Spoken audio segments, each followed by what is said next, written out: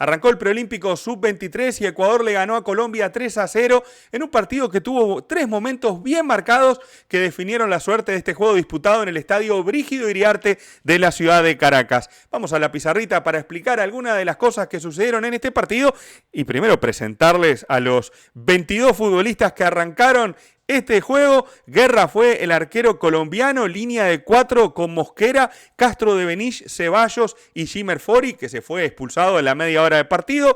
Torres, bajo primer tiempo, se fue sustituido y Palacio en la mitad de la cancha. Este es el más dinámico de los de allí, del centro del campo.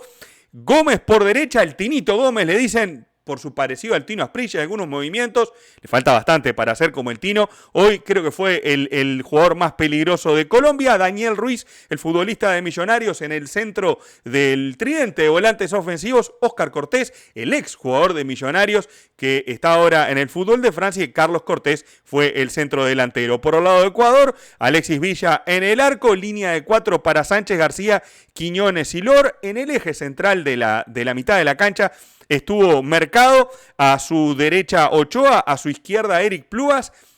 Una curiosidad de Ecuador, que sus dos extremos en el partido de hoy eran zurdos, Pedro Vite y el otro Mercado, que se rotaban constantemente en sus posiciones, jugando un rato uno por derecha y el otro por izquierda, se iban cambiando. Y Justin Cuero, que les había dicho en el análisis previo que este iba a ser el 9 del entrenador de Ecuador desde la sub-20 que lo viene poniendo, no lo saca casi nunca, y bueno, hoy fue el delantero de referencia de área del equipo ecuatoriano. Un partido que hasta los 30 minutos tuvo el dominio, y más que el dominio, el control de la pelota de Colombia. Pero cuando uno habla del dominio es medio confuso, porque uno a veces lo suele asociar, bueno, el que tiene la pelota va dominando el partido.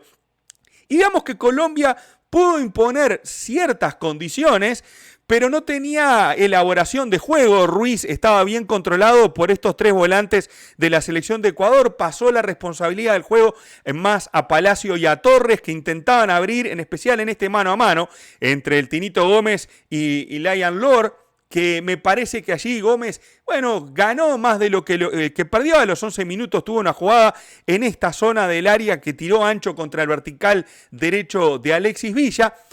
Pero Ecuador le iba apagando lentamente cuando se acomodó en la cancha. Al principio parecía que había hasta cierta diferencia física entre los jugadores colombianos a su favor. Parecían más grandes, más rápidos, se movían de mejor manera. A Ecuador le costó entrar en el partido, pero una vez que entró en partido, tanto Eric Plúa como Ochoa comenzaron a sacar pelotas largas a espaldas de los laterales, tanto de Mosquera, muy subidor, donde se le instaló a sus espaldas Mercado, y Pedro Vite. Y ahí empezaron las complicaciones para Colombia, porque Fori empezó a acumular amarillas, fue bien expulsado el lateral izquierdo, y allí empezó a encontrar Ecuador espacios. En realidad uno veía al arquero Guerra jugando muy adelantado, por momentos la cancha me parecía que estaba, además de que no estaba en condiciones ideales, parecía estar bastante seca. Cuando la pelota picaba, el arquero a veces la esperaba que le llegaba en esos envíos largos de Ecuador y terminaba despejando, arriesgando mucho al borde del área,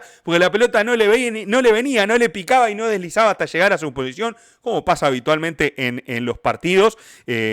Y bueno, y eso empezó a complicar a la selección de Colombia. Tuvo una Cuero muy clara sobre los 23 minutos del partido, donde Ceballos lo cierra bien a Justin Cuero, que se iba en velocidad, y cuando define al borde del área, la pelota la atrapa Guerra muy bien sobre el área chica. Eso fue el inicio del partido, y como les decía, el juego tuvo tres fases o tres momentos bien definidos. El primero fue esa primera media hora de dominio repartido, en definitiva, porque Colombia tenía la iniciativa, pero Ecuador era el que pagaba con las contras, y eso empezaba a hacer pensar a Colombia que no iba a ser tan corta la cosa para llegar al gol, y se le podía hacer largo el partido, porque Ecuador le estaba encontrando los espacios lentamente. Eso pasó hasta el momento de la expulsión de Jimmer Fori, que bueno, ahí cambió el juego, porque Colombia se tuvo que replegar un poco, y ahí Colombia encontró una de las, quizás la debilidad de Ecuador en ese tramo del partido, que fue la carencia de elaboración. Ecuador que no soltó a los laterales, que digamos que se posicionó un poquito más alto en la cancha y Colombia replegadito con el equipo apretado, con Daniel Ruiz jugando por izquierda, con Gómez por derecha, armó un 4-4-1 que tenía Cortés allí como único delantero. El problema es que cuando vos tenés este esquema para jugar con 10, precisás asociarte un poquito mejor y fue lo que le faltó a Colombia. Colombia que tenía un juego más bien directo, un juego que no tenía muchos adornos, como me gusta decirle a mí, no ese típico equipo que la toca para todos lados antes de llegar a profundizar, sino que Colombia iba en profundidad rápido y directo y ese juego, estando más lejos del arco, se le hacía más difícil porque solo Gómez le generaba desdobles en la mitad de la cancha y Ruiz, algo de Ruiz y Cortés muy perdido entre los zagueros ecuatorianos, así en la mitad de la cancha, y estaban más preocupados por defender el arco propio que por tratar de la otra parte, de tratar de hacer una buena transición y atacar. Y esa falta de asociación del juego de Colombia, de no saber quizás jugar en largo, le terminó conspirando contra su juego. Entonces, pero conforme con que Ecuador al menos no le hacía daño, porque no lograba encontrar jugadas, Ochoa y Plúa, que eran los encargados quizás de armar un poco el juego, se intentaban asociar con Vite, que entraba un poquito en el asunto allí en la mitad de la cancha. Velázquez fue el que sustituyó en el lateral izquierdo al jugador Jimmer Fori. El cambio fue casi inmediato, sacrificando a Carlos Cortés en el ataque. Y allí Colombia no solamente perdió la referencia de ataque, sino que también cuando intentaba ir al frente, Ecuador le pagaba con una de las contras que le había pagado al principio del partido y que había provocado, por ejemplo, la expulsión de Fori. Y eso empezó a hacer dudar a Colombia. ¿Qué hago? ¿Me voy al frente y quedo expuesto o trato de salir desde el fondo con pelota dominada? Y en ese punto, por no saber asociarse, Ecuador empezó a recuperar en esta zona, apretando a Palacio y a Torres, donde Cortés no conectaba con la pelota. Ochoa y Plúa fueron bien fuerte a presionar esa zona y se logró una de las jugadas más peligrosas de Ecuador, que Plúas se fue por aquí por izquierda y no logró definir, creo que por falta de perfil zurdo, metió el centro atrás y la jugada se diluyó en ese primer tiempo que se fue 0-0, pero con la sensación que Ecuador estaba mejor parado, que Ecuador tenía quizás las mejores opciones o el mejor panorama para el segundo tiempo.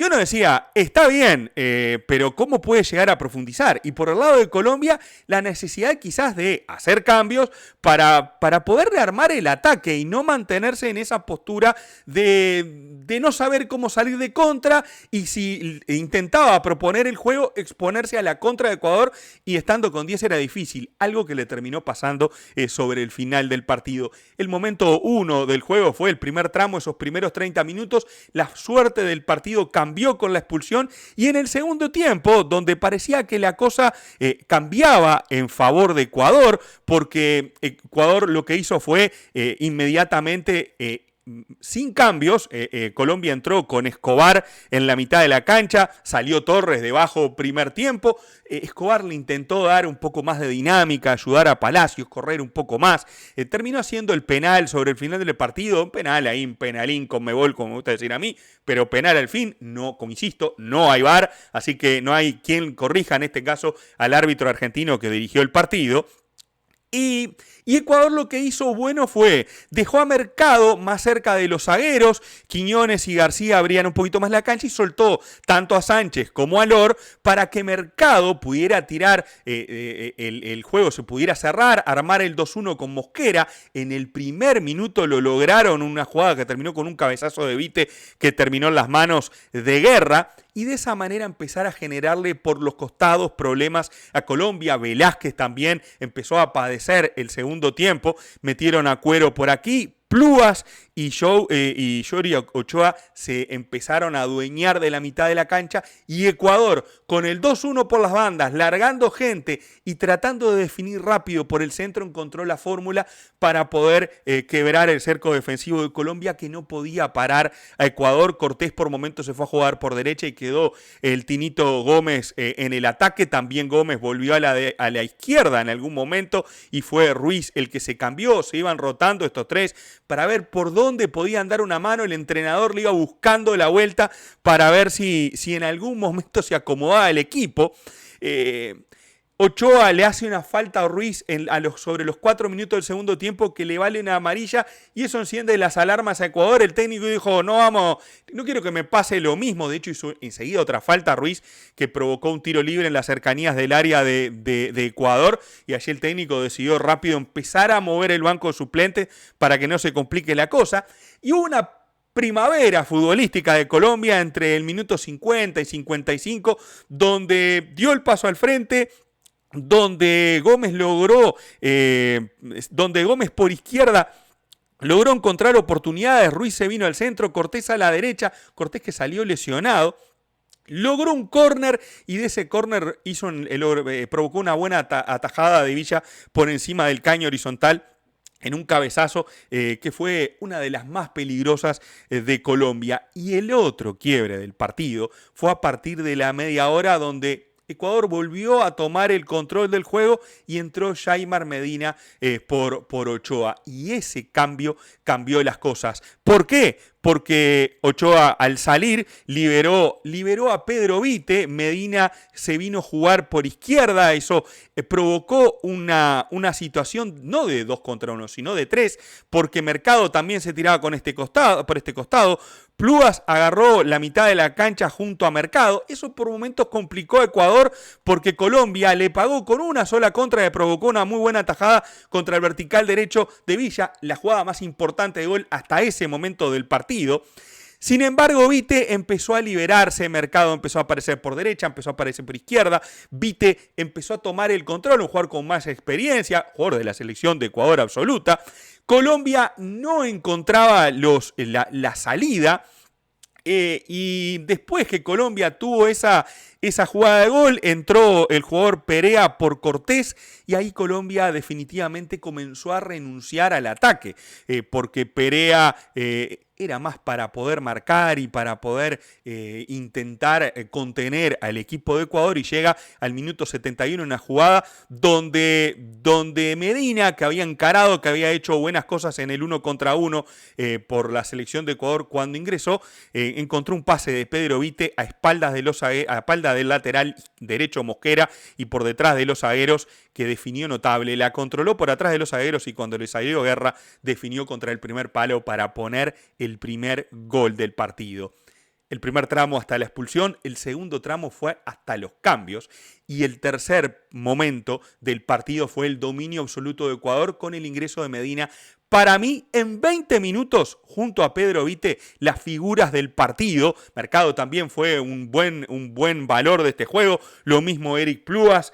Pero creo que lo de Medina fue el desnivel del partido. Fue un gran pase de Pedro Vite. Y Ecuador, definitivamente, con el resultado a favor, volvió a jugar con mucho más cómodo, le cedió metros a Colombia, le dijo, bueno, a ver vos qué podés hacer con la pelota. Colombia sacó a Ruiz también muy cansado, generó mucho desgaste este partido para los colombianos, entró Palacios, Gómez quedó muy solo arriba. Colombia intentaba tratar de acercarse al arco de Ecuador. Vite en un momento encuentra, cuando Colombia se iba arriba, le muestran amarilla por un agarrón allí en la mitad de la cancha. Parecía que Colombia empujaba un poquito a Ecuador sobre su arco y Ecuador se replegaba peligrosamente. Sin embargo, Ecuador empezó a recuperar cada vez más rápido de la pelota. Colombia empezó a quedar cada vez más lejos del arco de su rival. Y a los 86 minutos, Zambrano encuentra en una jugada rápida, parecida, no igual, parecida a la del gol de Vite, de la del gol de Medina, nada más que encuentra a Vite a espaldas de los zagueros, un pase que le llega por este sector. Colombia ya todo arriba, regalado en los últimos minutos.